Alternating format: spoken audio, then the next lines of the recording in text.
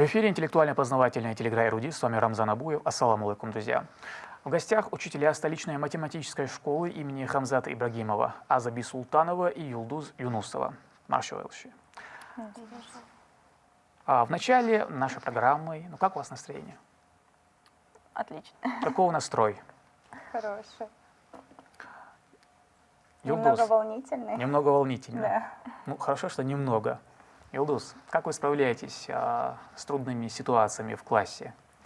Безусловно, трудные ситуации, они бывают везде, в том числе и в классе. Если проблему можно решить, не включая родителей или администрацию, я, естественно, стараюсь таким образом, то есть через беседу в частности. А также я считаю, что общее дело какое-нибудь, в классе это может быть мероприятие какое-нибудь, объединяет детей, и если возникает трудная ситуация, то я прибегаю к этому методу. Хороший метод, кстати. А за как вы вообще пришли к выбору профессии учителя? Знаете, когда мне было 3 года, тетя занималась изучением английского, и, соответственно, когда она изучала там карточки, звуки, меня это сильно заинтересовало, и ответ, конечно, будет банальным, но с тех пор я увлекаюсь английским и как-то сама захотела прибегнуть именно к деятельности преподавателя, скажем так. Это, получается, мечта детства, Да. и она И воплотилась в реальность. реальность. Это круто.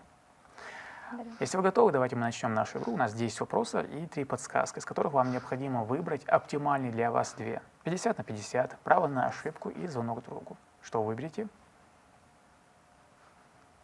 Так, 2 подсказки у нас Да. есть. Звонок другу Звонок обязательно. другу. Звонок По другу. ему. Так, 50 на 50. Давай. И 50 на 50. И наш первый вопрос звучит так. Что считается проявлением крайней бестактности? Перебивание старшего, отказ от помощи, раскрытие секретов, игнорирование приглашения в дом. Раскрытие секретов — это говорит о качестве человека, то есть это подлый поступок, а не бестактность.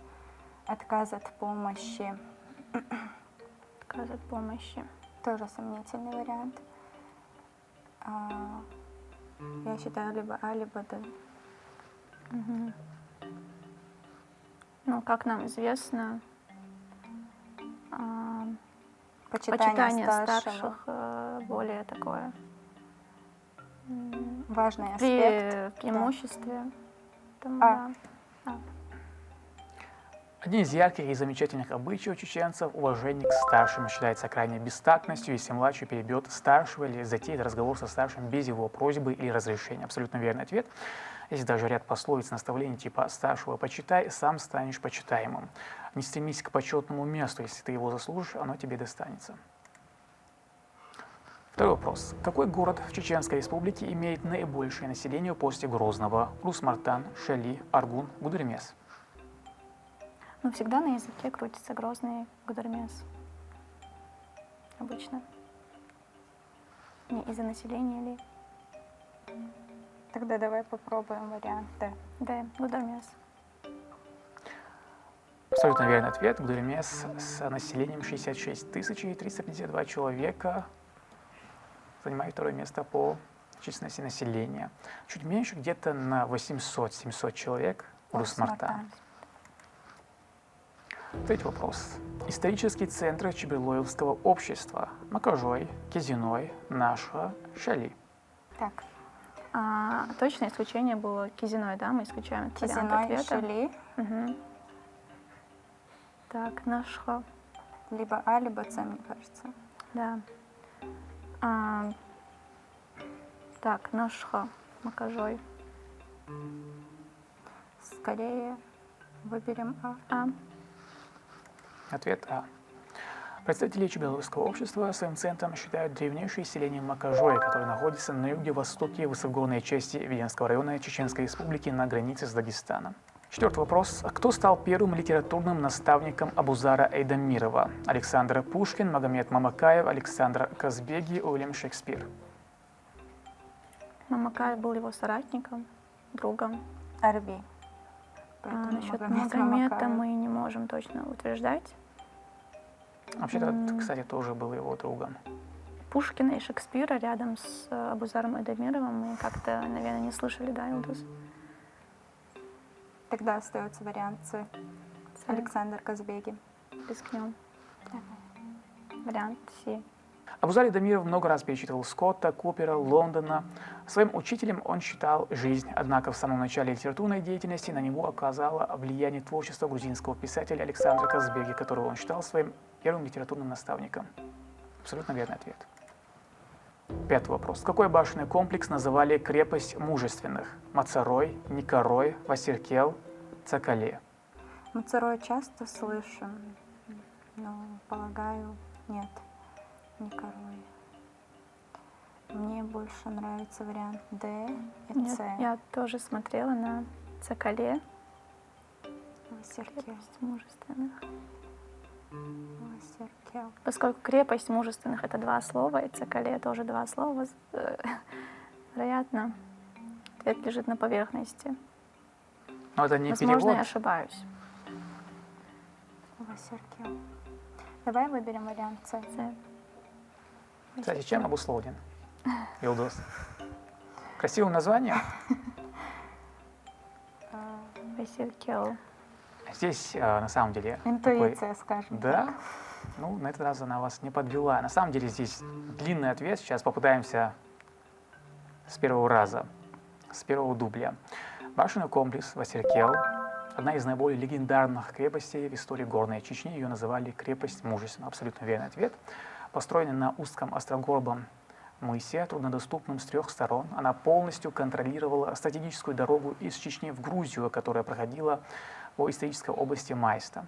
С южной стороны крепости Васиркел возвышается боевая башня. Здесь расположен комплекс оборонительных сооружений. Внутри крепости сохранились руины средневековых домов, но большая часть селения уже заросла лесом. И по преданию, Васиркел в случае военной угрозы мог выставить более 1000 хорошо вооруженных воинов. Пал Васиркел в раннем средневековье, когда его захватило хорошо организованное войско персов, незаметно перебившее стражу на дальних подступах к крепости. С тех пор тут никто не жил. В настоящее время Васиркел находится вдали от дорог, в дикой, труднодоступной и практически непосещаемой части пограничного района Чеченской Республики. Следующий вопрос. Высказывание генуэзца Георгия Интериана, относящееся ко второй половине 15 века, который сообщает, цитата, «Часто они, чеченцы, готовы дать все свое имущество за хорошего многоточия, который им приглянется, и нет у них вещи драгоценнее хорошего многоточия. О ком или о чем идет речь? Ружье, бурке, коне, кинжале». Здесь, мне кажется, определенно о коне идет речь, потому что имущество в основном хороший конь всегда славился. Конь. Так, как бы ответить?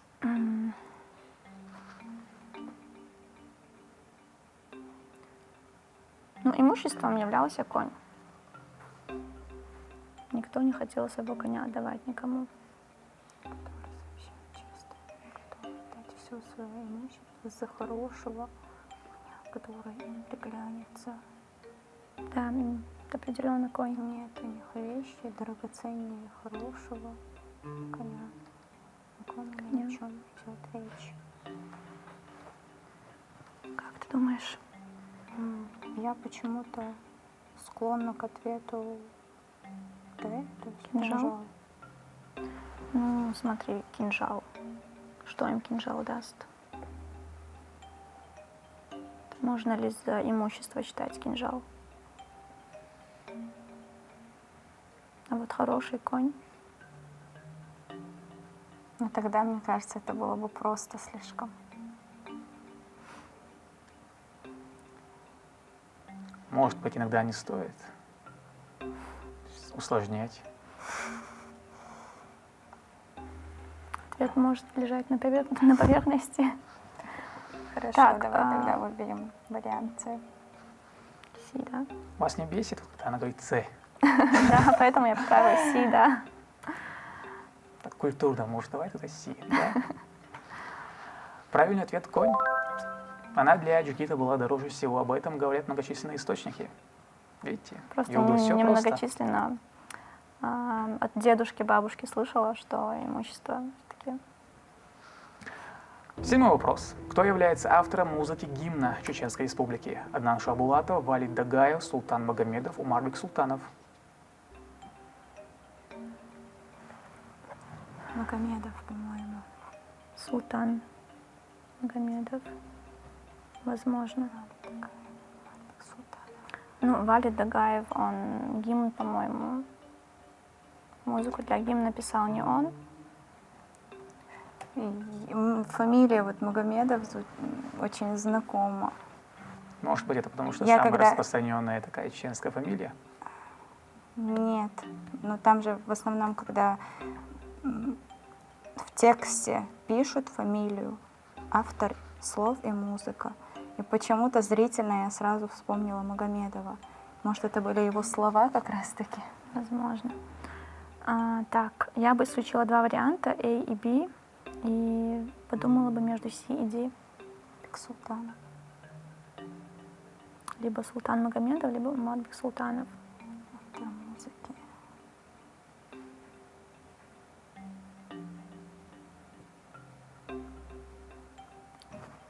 Так, Или, может быть, воспользоваться подсказкой? 50/50. Давай. выберем.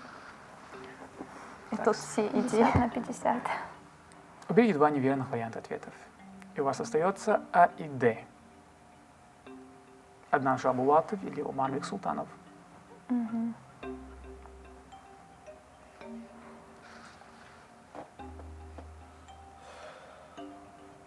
Бексултанов. Султанов. Государственный гимн Чеченской Республики наряду с флагом и гербом является одним из официальных государственных символов. Автором музыки является известный чеченский композитор и педагог Умарбек Султанов. Абсолютно верный ответ. 8-й вопрос. При каком главе страны произошла судьбоносная реформа судебно-законодательной системы, направленной на укрепление ислама? Гази Алдамове, Висе Тинаеве, Берса Шейхе, Бейбулате Таймиеве. Шейх. Бейбулат Таймиеве, по-моему, больше относится к литературе.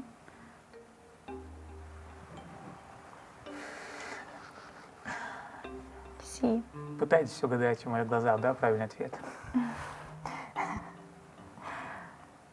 Так. Ну, слово шейх как-то дает надежду, да? Именно. Так, 8-й вопрос. Мгм. Какой у вас ответ? Исключаем A и C варианты точно. Да. B и D.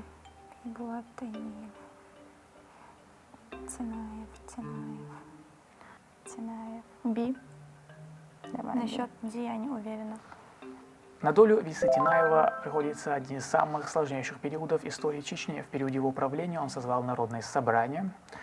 Мехкеташуи пригласил Верховный суд, Мехкел на выездное совещание. Виса указал на необходимость законодательной реформы с учетом нового фактора укрепления ислама и шариата в обществе за 2-3 последних поколения, начиная от проповеднической деятельности Берса Шейха.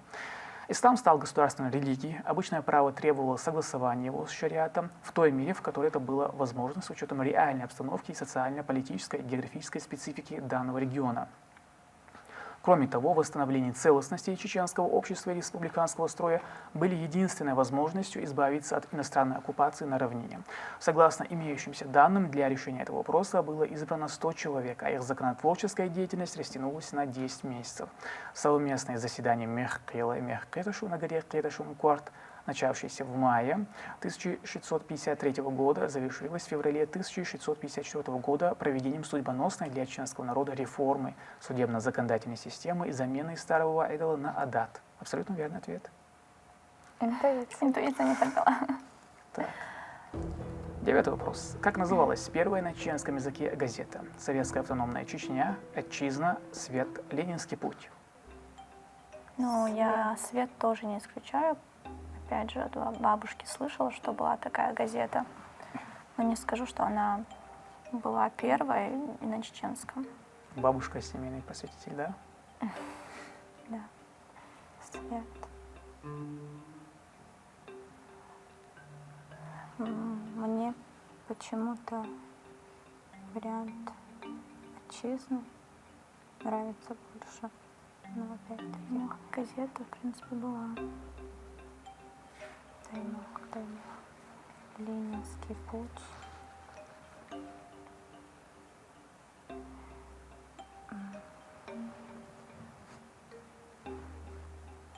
Нужно вспомнить ориентировочно, когда вообще начали печатать Газеты. именно в Чеченской Республике. В 1923 вышла первая газета на чеченском языке. 23-м. В Ленинский принципе, путь Ленинский может путь быть, вполне могла быть.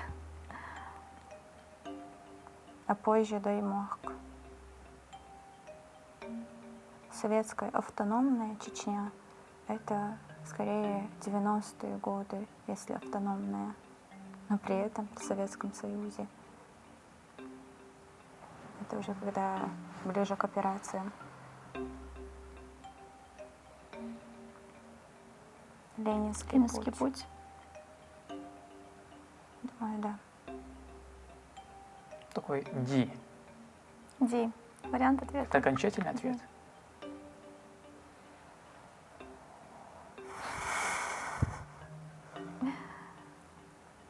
Ди. Ди.